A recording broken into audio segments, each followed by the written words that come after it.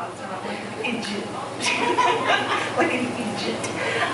So I thought I'd pick some poems that I'd written about coffee.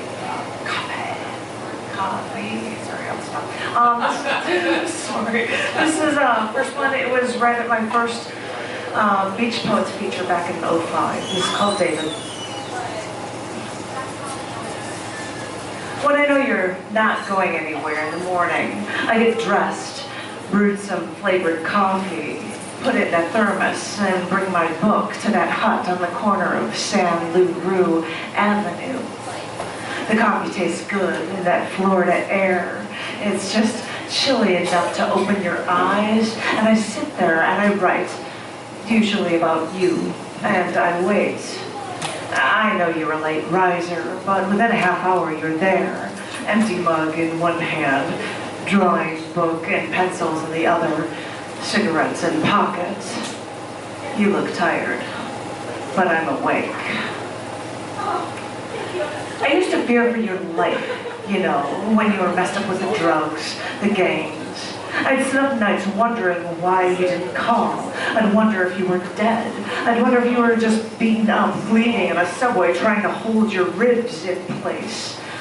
It hurt to care from 500 miles away for someone who couldn't care for himself. I'm glad you straightened yourself out. Or, I'm glad you almost did. I remember being in your car, driving back from Tiger Tail Beach. My skin felt itchy from the salt. My feet were sticking out the window, pressed against the rear view mirror. I think you were holding my hand. This was after you told me that you wanted to marry me. You never asked me to marry you. You just told me that's what you wanted. I should have expected that from you, but you always surprised me. I remember thinking that we could never get along for any reasonable length of time. You didn't want to leave Canada, I didn't want to leave the States. You wanted to backpack around Europe. I wanted to get a job, an apartment, some security. Vacationing here at the tip of this peninsula seemed to be the only place that we would ever meet. But even though my skin hissed from the salt and the sun in that car with you, I felt like we could go anywhere. I looked in my purse today. I found that box of Swan Vestas matches. You bought them at the tobacco shop near the mall in Naples. You asked me to hold them for you. I couldn't understand why you bothered to buy matches when you could just get matchbooks anywhere. But I must admit, they looked good when you lit one of them. The box was so big. No American would want matches that big. You always struck the match in that box 3 times before it would light up. You made an art of lighting a match, and they made it seem like a pleasure. And when I think of coffee, that smell of coffee, I think of you. And I always like the smell of sulfur, like those matchbooks. I'm glad you forgot that box for a purse.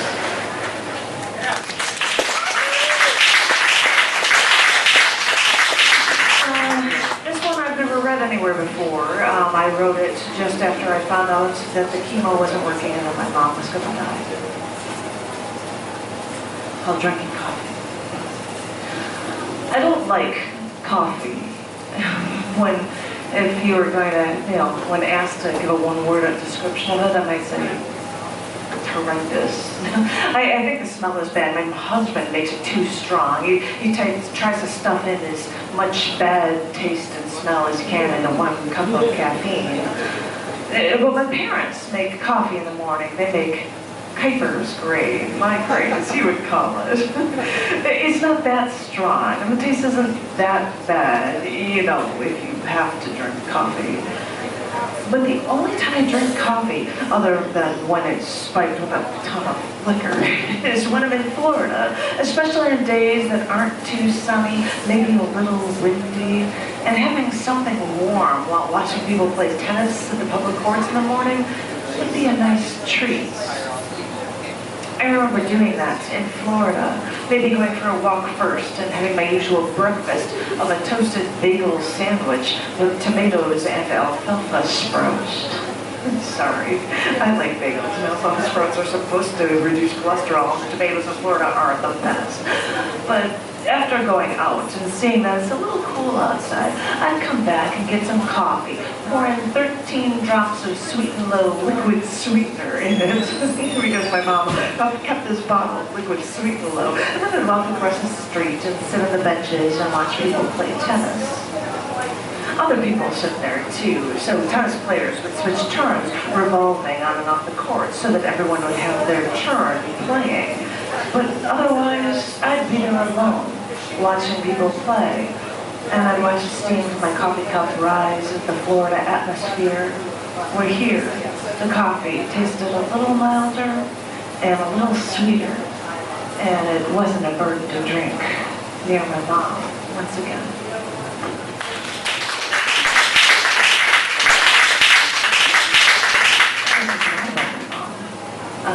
This I read in a feature that was filled with videos called Sexism and Other Stories.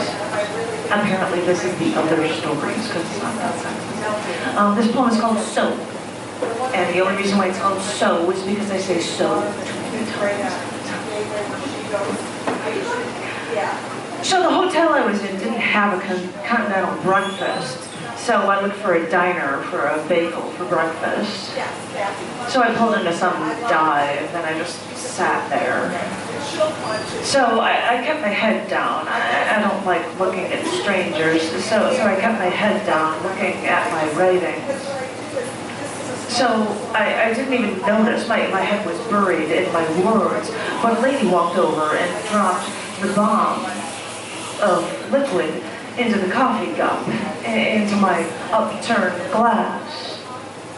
So I watched the black mass sloshing around, contained but violent, as she walked away.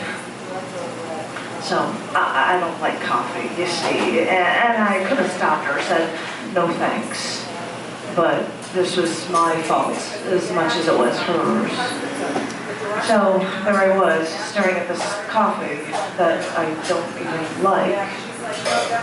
So I've got this Bailey's flask in my pocket.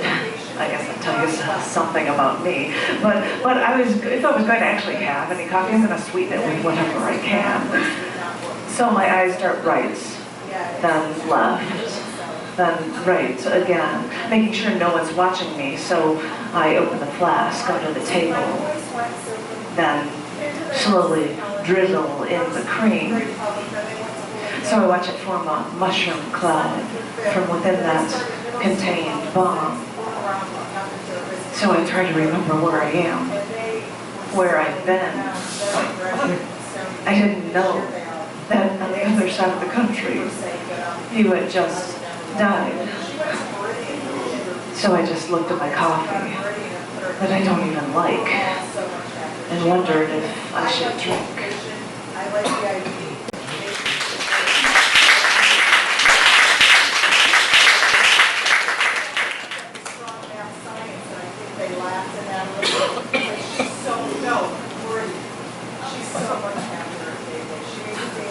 Okay, and now for the debut poetry reading by John.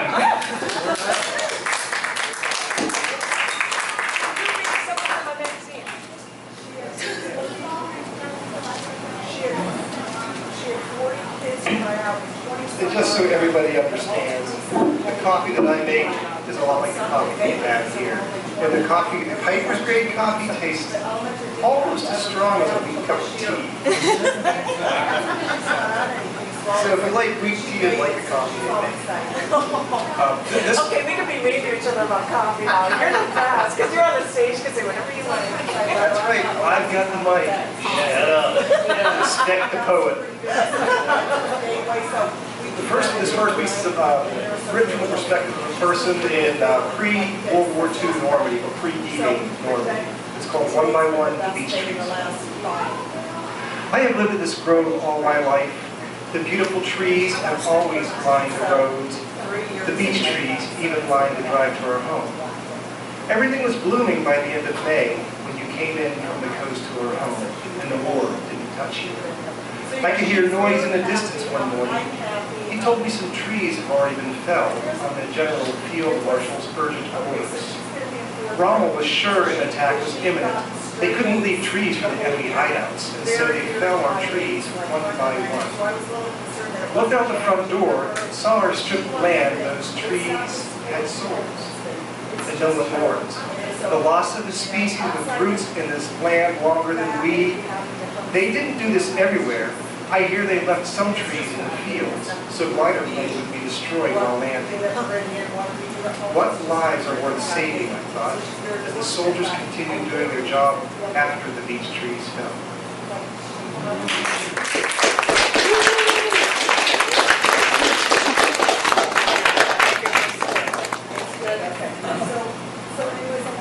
This next piece is a little bit more recent. It's a little bit more real. It's written by Advanced Corporal Rojas, and it was dedicated to Corporal Kearns and Corporal Reyes. It's called Our Fallen. Walking the streets of Africa, these massacres occur so unexpectedly. The other night, some Marines died, never to be resurrected. Everyone's got a day and time. Nothing in life's perfected. Their families cry. These are the times we see life in perspective, the purpose for it. These modern day disasters, I wish that I could call it. I feel no one would ever answer prayers for the dead, but they live on. As we continue fighting, these are my brothers. This is my family. We stand united for all Marines who witnessed death but just couldn't escape. May the Lord's angels give you peace and guide you to his gates.